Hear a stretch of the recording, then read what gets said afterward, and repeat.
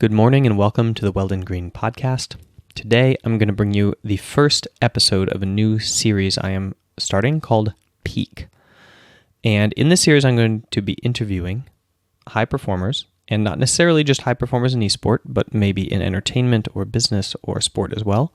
And in 20 minutes we're going to try to unpack their psychological framework for high performance. And I'm going to be doing this through the lens and from the point of view of a sports psychology trainer. So talking about the things that I usually do a lot of times in my first sessions with players to understand their performance framework myself so that I can see like where to take this training or where to take this consulting in future sessions. And I've noticed that there's patterns of questions that I can draw on that will give me a pretty good idea of where to go from there. So in these 20-minute interviews, I'm going to try to keep a very static set of questions that I hopefully evolve as I listen to the interviews and see how they go to get you guys the kinds of insight and tools and tricks and tactics that you can understand in your own life from the experience and stories of these other high performers. And hopefully to then apply that to your life. The concept behind peak is that there's kind of like a commonplace wisdom around how it is to live a fulfilling life that has a lot to do with balance and things like, you know, taking it easy and making sure you have vacations and working in 8 to 5 and you know, you have to have the house and the car and the hunting vacation and the boat and the kind of like the check mark box of what it is to have a successful life. But in reality, I think that it's a lot easier to have or at least in my experience, to have a successful life if you're focused all in on just one thing. That is, if you have a hobby or a craft that you are performing and you're trying to perform it at your maximum, and if within that sphere or within that hobby or craft, you learn sets of social and emotional skills or performance skills that you then apply to other areas of your life to make it better. And that has been my experience with trying to become an expert at my domain. And I've noticed in my interactions with other high performers that it's the single-minded pursuit of something at the elite level that gives them the resilience and the insight to carry those skills that they learn pursuing that high-level craft to other areas of their life and makes them repetitively successful. And so what I want to do is share this mindset with you guys, share this ideal or this idea that it is okay to live an unbalanced life in the pursuit of a single-minded goal and to sacrifice everything else for that, if you are able to, in a way, like develop yourself and carry that forward into other aspects of your life, whether that be parenting or jobs or relationships or whatever it is that comes in the future. So that's kind of like the philosophical vision of this show, and I'm going to start off the first episode with MITHY, who is a support player for TSM and has had a long and successful career so far of winning titles in regional championships like Europe, as well as going to the World Championships and throwing his hat in the ring for that contest as well. And so without further ado, let's jump into it. Today we're joined by MITHY, Alfonso. MITHY, do you go by Alfonso or MITHY for the listeners? Both. Okay, MITHY. Both. Thanks for joining us. Yep. All right, so let's just dive right into the questions. You are at an event, nothing related to esport or TSM or G2 or anything like that. Somebody asks you, what do you do? How do you describe what you do? What do you say? Well, I say I play video games professionally. A video game. Would you say you're an elite performer? Yeah, for sure. I'm definitely an elite performer. What for you is the separation between an? Like I wouldn't tell a random person that, but yeah, I consider myself an elite performer. Yeah. It's your identity. Yeah. Okay. Yeah. All right. I want to start off by talking about your support network. I think one of the important things to frame for a person is not just the individual path of how they got there, but the kind of like the holistic it takes a village essentially to raise up somebody who is as good as elite performers tend to be. So would you say that you have a cheerleader, that is somebody who loves you unconditionally? So this is the kind of person in your support network who doesn't care if you come home with a win or a loss and just likes you for who you were. Yeah, I have more than one person, more than one cheerleader. How did they fit into your success? Like for your own personal like psychology? Well, I just know that I mean, it's not always been like this, but right now I guess it's just that no matter, like the feeling is that no matter what happens, I still will keep the same relationships with the people that are really important to me. So I just treat this as, even though it's really my life and my job and like like all my goals are included into what I do, but I still know that, say I drop everything tomorrow, the same people that support me to do this for my whole life are also going to support me if I decide to go to Hawaii for the next 10 years. They'll probably be okay with it too. So just knowing that there's people that love me unconditionally for who I am, not for what I do, is very. So it very sounds good. like you said it's like a psychological safety net for your identity if you decide it's not wrapped up in what you're doing, because if you change that, you still have these people who are grounded in you.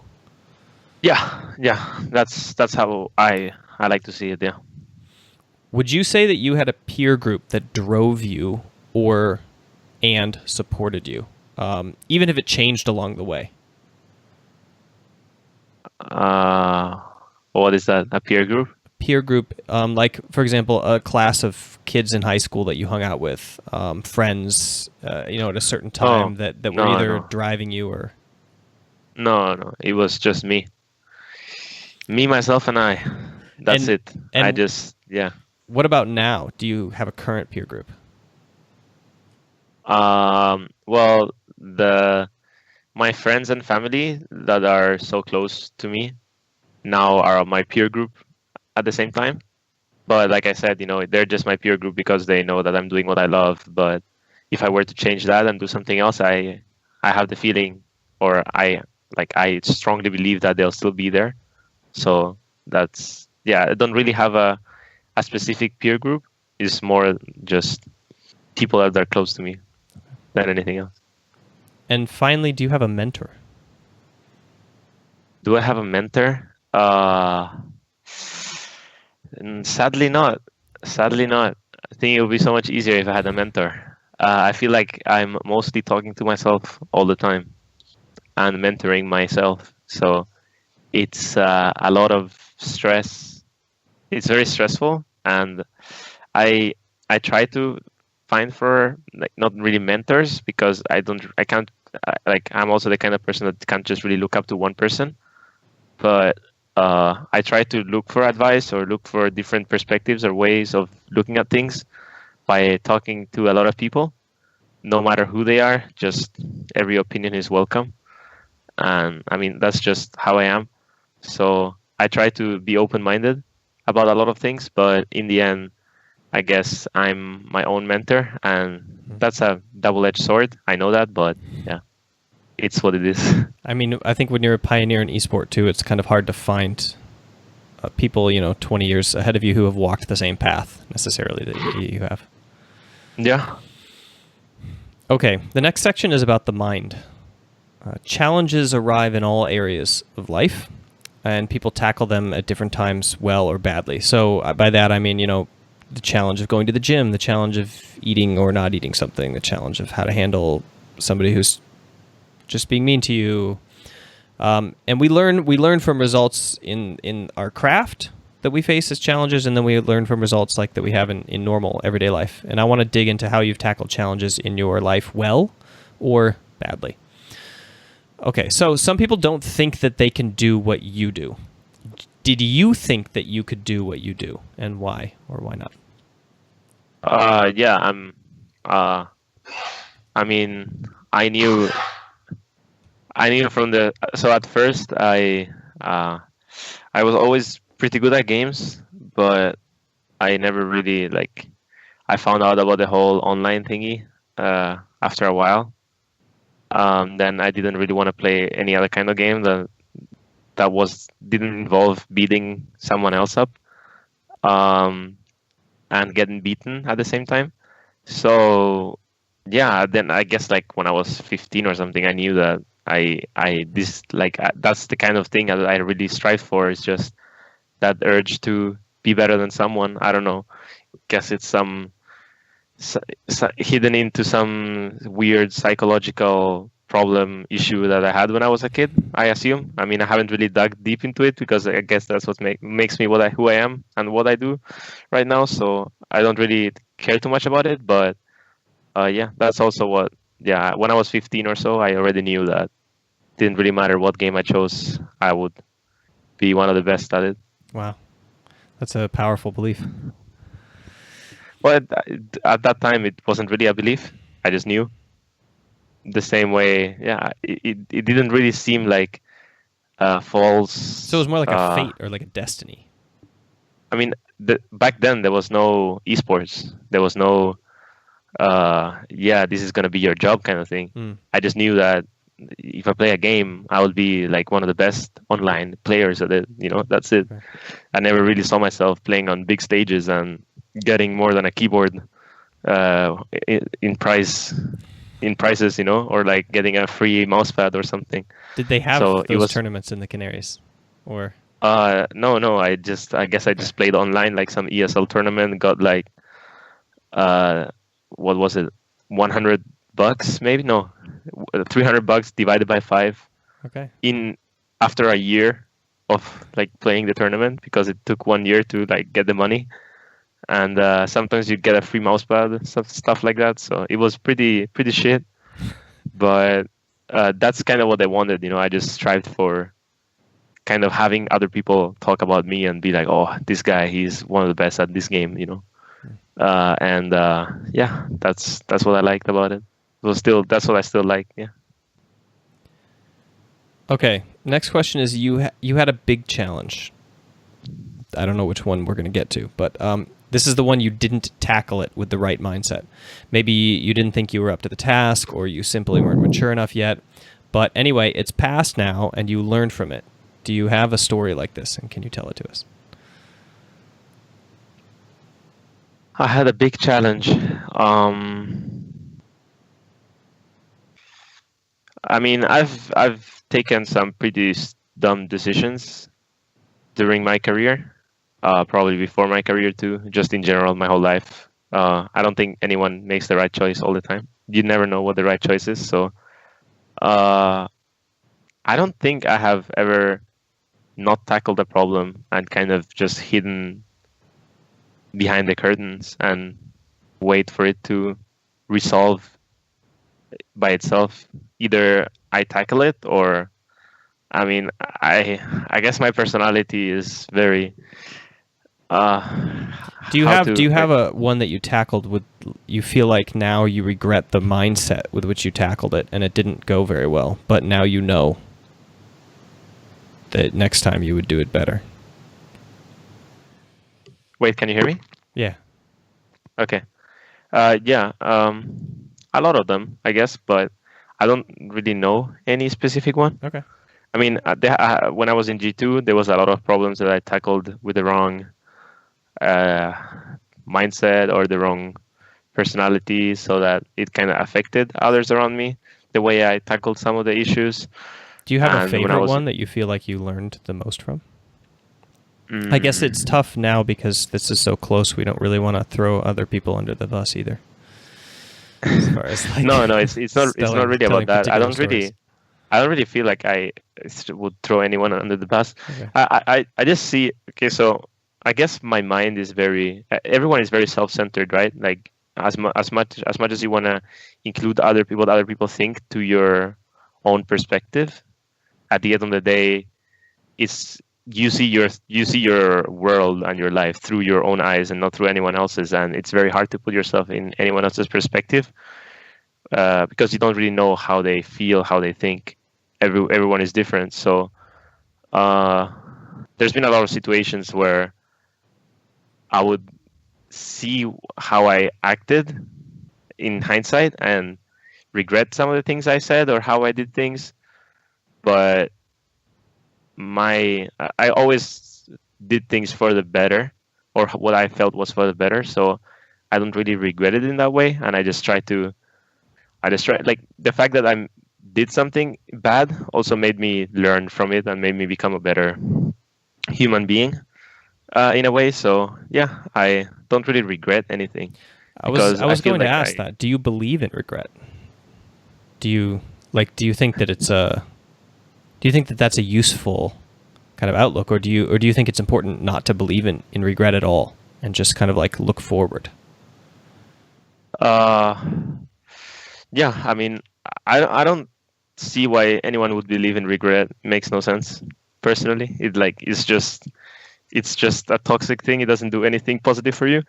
But um, yeah, I guess I don't really believe in regret. Yeah. That's why that question was so hard to dig into then. I mean, if you feel like Is you can't really fail a challenge if you don't believe in regret because you're always Well, just kind of folding forward. what I like. So if I regret something, it's to have not given my utmost best. You know, if I haven't tried my hardest, if I have not given my absolute best toward, like, within within a certain limit, right? Like, sometimes giving your utmost best, or what you believe is your utmost best, is too much, and giving too much is worse than giving less than too much, because you just get burned out, or Right. you become fixed in a mental cycle that makes things worse in the end. Like, sometimes taking a break is good, so you have to find a good balance, right? But within that balance, within that, like, that limit, as long as I'm there and I'm giving my, what I feel is like my utmost best, then I don't really regret anything.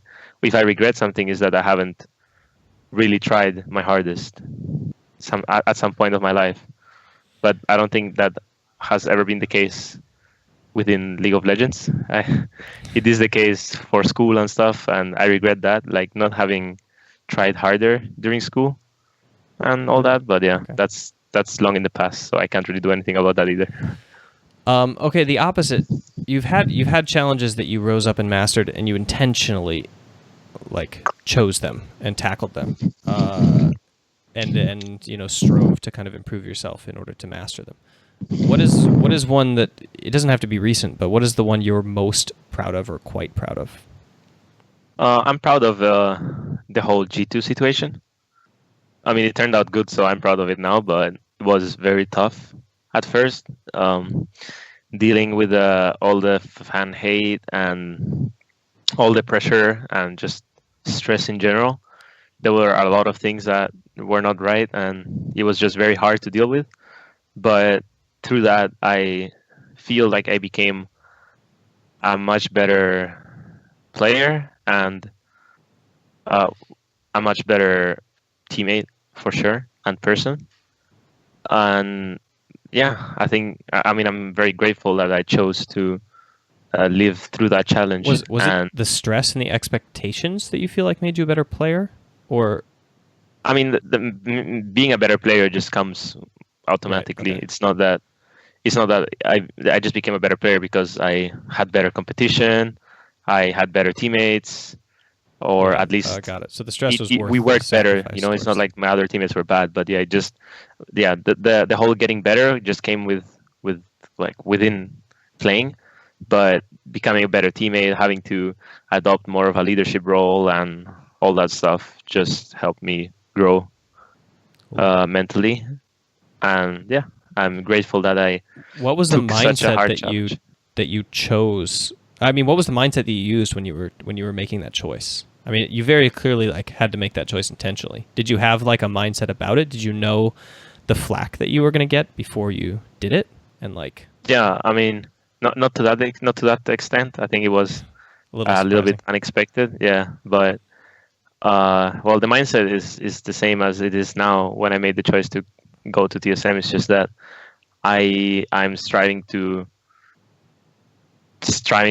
like be like do something significant for myself, take challenges that would take me out of my comfort zone and would make me push myself to limits that I haven't really been able to even see.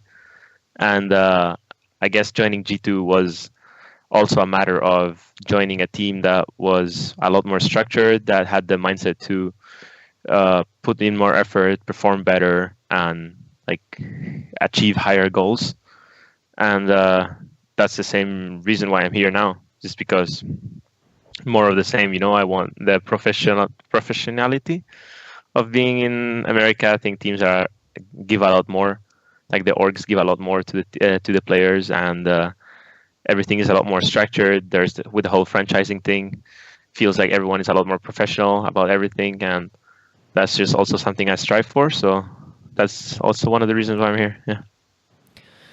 Okay, next section about the body. So in the modern world, sometimes in academia, esport, business, we see ourselves as little brains, like walking around in jars. Could be. I mean, especially in this online world, and we spend all our time living in here, basically building little accomplishments and relationships, and trying to do things that we want to do and stop doing things we don't want to do, and trying to grow while satisfying all of these kind of needs that just pop up out of the blue.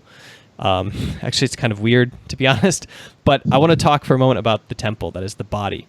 How do you care for your body, and does it come first or second compared to the brain, or is it like a whole system for you, or is it two separate things, or how do you kind of see that? I don't think I care about my body at all. I mean, I wouldn't say at all, but I don't think I care enough about my body as I should. That's a bad thing. I've tried to do exercise. I've tried going to the gym. I've tried a lot of things. I think I just can't really seem to get into a rhythm right now. I guess with all the stress and stuff, I just don't find the click, even though I just have to suit myself by starting a routine. I know what I have to do. I just don't do it because I'm just lazy. Maybe just mentally clouded by a lot of stress or something. But I guess I take care of my mind at least, and I eat well, I would say. How do you decide I understand what to eat? Like, what is your decision process right now? Well, I just don't eat shit. Okay. That's it. So but you know what shit it is. It's not like you have a list of things like, don't eat all this stuff. Yeah. You like... Yeah. I just, like I said, I don't really, I'm not super specific with my body, but I don't eat stuff that I consider to be just bad for me. For the most part, if I eat something that is bad for me, I consciously make the decision. I'm like, okay, I'm eating this that's bad for me because I feel like it, and it's fine. I'm not gonna sure, my body is my temple, and sure, I should take care of myself, but at the same time I should also live, right? So if one day I feel like eating something, then I will just eat it, because I also don't want to regret not having lived my life, if that makes any sense. So yeah, I take care of my mind for the most part. I do a lot of meditation.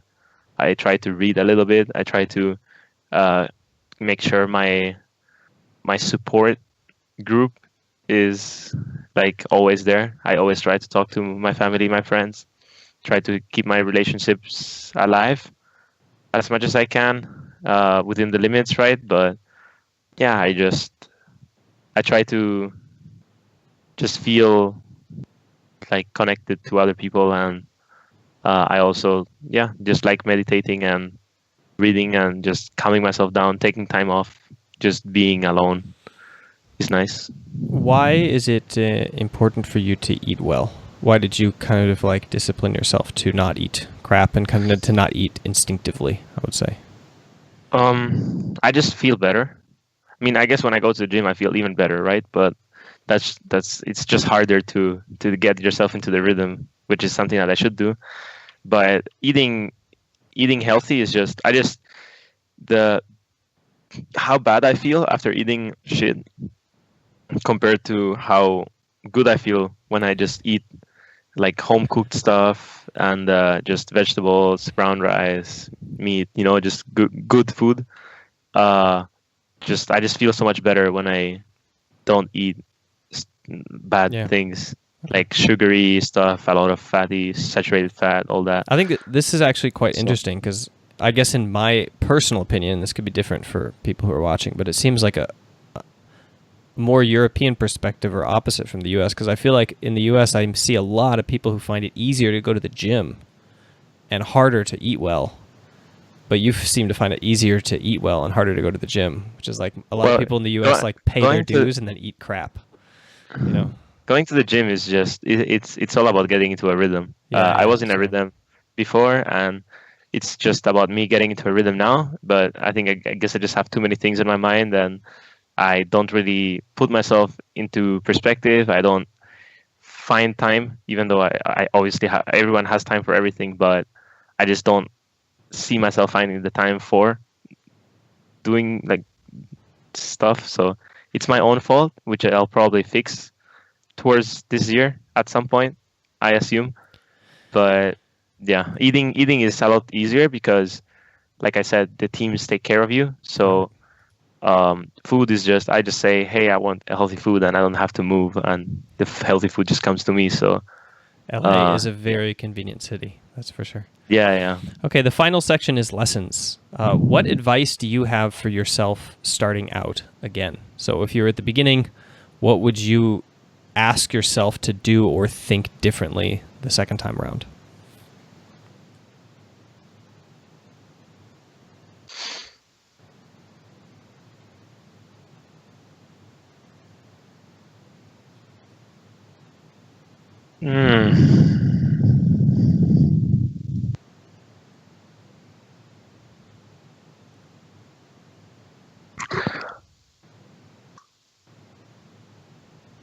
I don't think I would give myself any advice. You really do not believe in regret. Yeah. Yeah, that's amazing. Okay, so you have to, but at the very least, you have to give a tool to somebody you're mentoring who's trying to be like you, and they're trying to do the same thing that you've accomplished. What do you give them? It can be anything. It can be a book, well, okay, I guess a travel ticket, whatever. I would say that, I mean, this is something that goes for me too, right? And I have this problem too, but listen to what other people have to say and actually respect their opinions. As in, if someone tells you, if someone tells you, hey man, don't do that, it's bad, trust me, I've been through that, this is not good. And then you just think to yourself, that guy has no idea, it's my life, I'm going to do this anyway. You know, that kind of mindset where you don't really, you just don't listen to what other people have to say, and then you make the same mistakes that they'd made. That's like, you're going against evolution. You're going against society. Like, that's the whole point. Like, if someone is mentoring you, it's so that you don't make the same mistakes they made. But then again, they also have to give you the right advice, because sometimes the paths can be different in different ways. But yeah, I guess just being open-minded and paying attention to what other people have to say. Okay. And then do you want to add onto that a tool, such as like a book or an experience or a travel ticket or anything that you definitely give to somebody who's trying to become a pro? I don't want to say support player, but maybe. No. Okay. No. I don't think I would give them anything. All right. That wraps up today's runtime. Huge thanks to MITHY. I guess. Wait. I tell them to do mindfulness. It's good. Yeah. So like you'd give them a subscription to my mindfulness program. I mean to Headspace, probably. To Headspace? Yeah. I guess I'd give them a subscription to Headspace, yeah. All right. A huge thanks to MITHY for joining us and for being like the first person to kick off this podcast. The floor is yours. Is there a project or channel or something that you want our audience to pay attention to right now? No. Bye-bye. Okay. Ciao.